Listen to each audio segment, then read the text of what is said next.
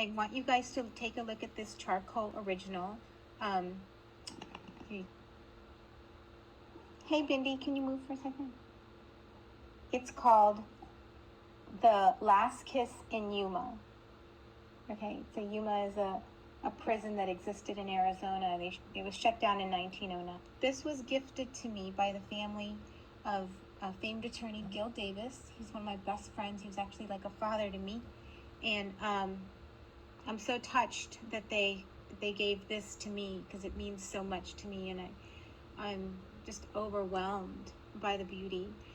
So this is basic. A man, he's kissing his, I guess this would be his wife, goodbye, as he enters the gates of Yuma.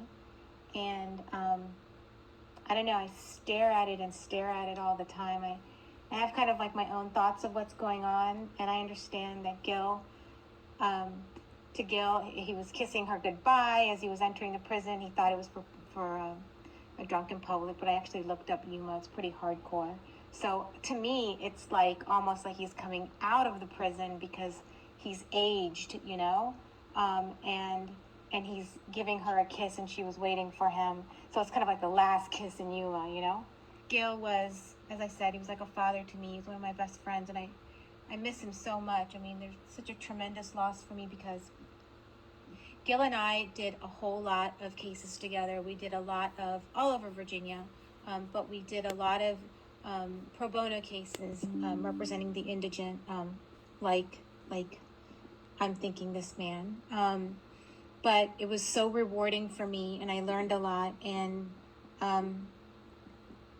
I don't know, it's just, I miss him so much, especially tonight, because Gil and I we would go to bed, you know, having long conversations over the phone, and then we'd wake up and he'd be like one of the first calls at 6 a.m. We'd kind of get each other for court and get each other up for court, and it's just a tremendous loss of such a wonderful, wonderful friend, and I'm missing him so much. But yeah, so thank you to his family for giving me this. So I'll just keep this short and say one more thing.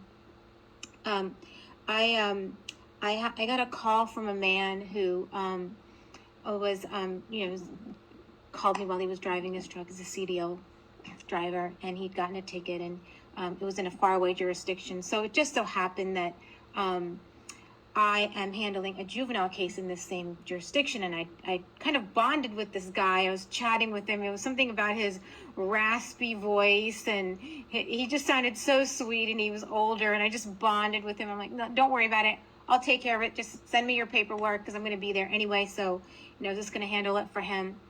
And so he called me later that night, and I just was really taken with him. So I wanted to kind of use chatting with me about his life, and I was really intrigued with him, because he told me he had this higher level degree, and he told me about his life. I was just very interested, and then he told me that he'd actually served 13 years in prison. So I was even more intrigued, and I said, well, tell me more. I want to know more about that. Tell me your story. And he's like, oh, I don't want to tell you because you seem like you're really taken with me, and I don't want to freak you out. I'm like, no, I'm a criminal defense attorney. I'm not going to judge anyone, so just tell me. So his story was that, he's this promising young man, and he had one of the worst things happen to him. His daughter was raped by this monster. And that's what led to the 13 years in prison for him, because he found this guy and beat the crap out of him.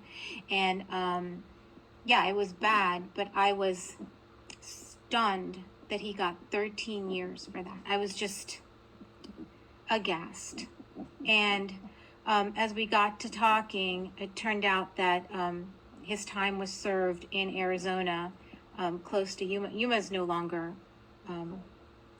operating, but I don't know. It's just, I feel like my life is this thread, and it's connected by all of these little events, and everything just is so connected. So as I'm studying this charcoal piece, I get this call, and I bond with this guy, and it was just interesting that he was very well aware of this prison, and he had a story to tell, just like this guy. And I'm so taken with this guy. I'm just mesmerized by it. How about you, Bindi? You just have to be everywhere, don't you? Anyway, thank you to giving me this. I will forever cherish it as I cherished your dad and all of you. Happy Thanksgiving.